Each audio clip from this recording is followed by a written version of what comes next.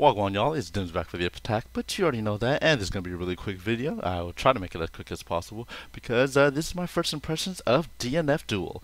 I have to do this video quickly because I'm in the middle of a move, and I just want to give my thoughts out on this game, because I'm really digging it, but I might not be able to upload them for a while. Anyway, so DNF Duel, it had came out, and what are my thoughts? This game is fun. I love this game. I really, really do love this game. Ever since the beta, I was sold on this game, mainly because of how it felt. Now, you will hear a lot of people saying it does feel a bit weird. I feel a little bit restrictive, and the fact that you cannot block in the air, that's definitely something I had to relearn. And it does limit movement because hey, you cannot just jump around for free because the air is the scary place to be in. This game is just it's good. Personally, I just really love this game. I like the feel and like how things are done. Now, the thing is, I thought this game was going to be on the simpler side because it's like, hey, we have simple inputs and motion inputs, just kind of like Grand Blue. So I just thought this game was going to be like one of those little simpler games, especially since it's based off the IP of DFO or Dungeon Fighter Online. So maybe those audience don't have a lot of rooms or toast dip into fighting games. But no, this game is crazy. These characters in mostly any other game out right now would be definitely game breaking, OP, and just so much. So the fact that all the characters in this game is just insane kind of balances itself, saying, hey, this game is just really insane of what you can do or what these characters can do. Now, it's nothing too difficult, but it's just insane ranges, insane combos and all this such. That's another thing. This game has simple inputs and a few buttons. It's a it's more than a 4-button fighter. It's technically a 5, but it's so so I guess it's technically a 6 because the guard button and the guard's actually useful and other things. But it's just so it's harder than I thought it would be. Playing the beta, everyone thought this game. Well, not everyone, but there was some people who were saying, "Hey, this game's gonna be solved really quickly from the limited things you can do." But now that we got the full game and you could just feel the game, it's there's a lot of stuff here. This game is surprisingly like character deep of what characters can do in what situations and how you would play. And the thing is, there's not a lot of defensive options. You basically just have, hey, block or not reject guard, or I guess alpha counter. I guess so.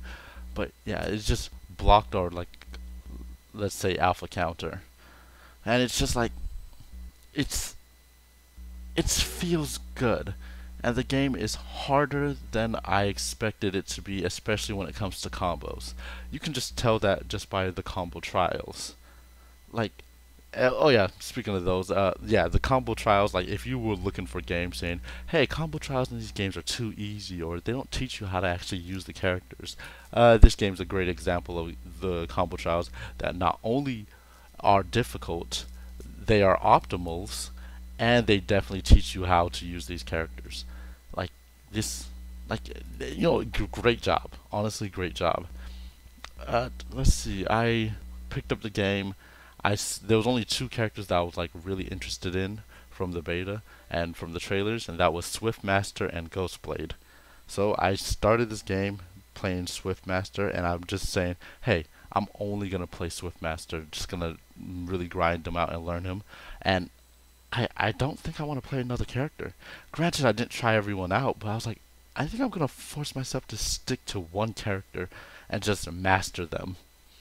And I'm just having so much fun. Now, one thing that I find weird is hey, let's say in Grand Blue they have simple inputs and they have motion inputs, and the penalties is, hey, if you use the simple input, your move will be on cooldown for a lot longer than just using the motion input, which it encourages both types of people, saying, hey, so if you're a beginner, you can just always use simple inputs, but when you get better, you want to start using motion inputs. And then when you get to that level, you'll be using both depending on the scenario. In this game, there's not really a big distinction between motion inputs and simple inputs, as they say that your mana regens faster after using a motion input. But in my testing, I would just say it's like a measly 5% faster, which in the grand scheme of the way this game's playing, especially right now at this early levels, it doesn't matter. Like, it doesn't matter to the point where you should just always be using the command inputs or the simple inputs. And even more so, because this game has one weird thing that I don't like. For some reason, it tries to be extremely lenient to the point where when I try to do a quarter circle magic, it sometimes gives me the Z motion magic, which obviously are two different moves, and in certain scenarios you do not want to mess up your moves. So when I'm doing motion inputs, sometimes it'll just give me the wrong move. And I've been seeing other people doing this, and because of this, there's just really no reason to like use the motion inputs right now. Like, I'm just gonna stick with the simple inputs because I don't want to mess up my combos.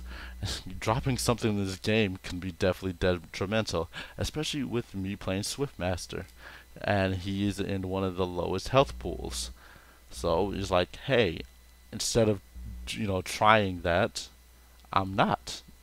And especially with these combo trials and such, some of these combos are so tight that just being able to do this magic moves or the special moves quicker by using the command inputs is way better than doing it with the motion inputs. In my opinion. All in all, love this game. Also, just for the people who we thought Swiftmaster was gonna be like, we don't know the tier list. It was literally like day one, but everyone was like, we don't know the tier list, but Swiftmaster has to be top. They're not that like different. Honestly, they are definitely 50-50 with Grappler. Especially, I've been playing a lot of games, but yeah, they are 50-50 with Grappler.